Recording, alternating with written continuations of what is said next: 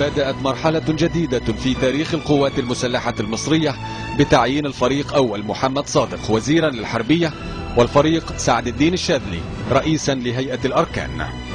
كان هذا نتيجة ثقته بي وبإمكانياتي، لأنني لم أكن الأقدم والمؤهل من الناحية الشكلية لقيادة هذا المنصب، ولكن ثقته بي وفي قدراتي خلته يستدعيني وأتخطى حوالي 40 لواء من اللواءات الأقدم مني في هذا المنصب. التقت براغماتية السادات مع حرفية الشاذلي، إذ كانت الطموحات المصرية قبل ذلك أكبر من الإمكانات الواقعية.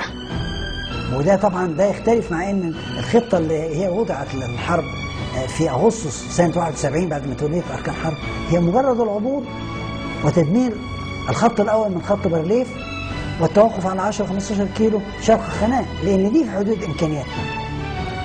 أما التقدم شرق هذا الخط فغير ممكن لعدم وجود طيران وعدم وجود دفاع جوي متحرك. يعني كان عندنا 200 دبابة صار عندنا 4000 دبابة. كنت تجد الدبابة صار فيها بدل ما يكون فيها 3 أطقم صار فيها 4 أطقم، 4 رجال، منهم واحد معه جامعة والثاني معه بكالوريا والثالث معه كفاءة، وبقيوا الحالة هي 5 سنوات زيادة كما حدث في مصر. تماما نفس ما حدث في مصر. والتجربة أخذناها من مصر نحن. أنا رحت إلى مصر شفت الفريق الشاذلي وحكى لي عنها ورجعنا وطبقناها في سوريا.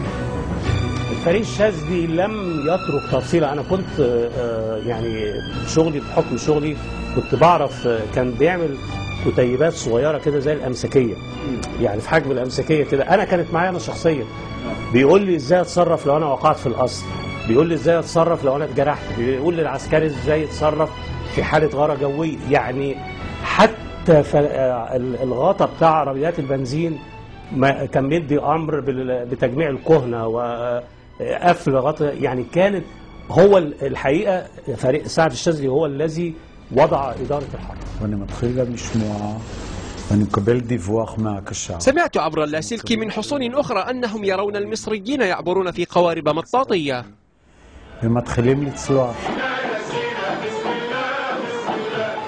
إن هذه القوات أخذت في يدها بعد صدور الأمر لها زمام المبادئة وحققت مفاجأة العدو وأفقدته توازنه بحركتها السريعة. أنا عامل سيستم داخل المركز بقى، إذاعة بقى داخلية، عبرت قواتنا واحتلت النقطة كذا والنقطة كذا،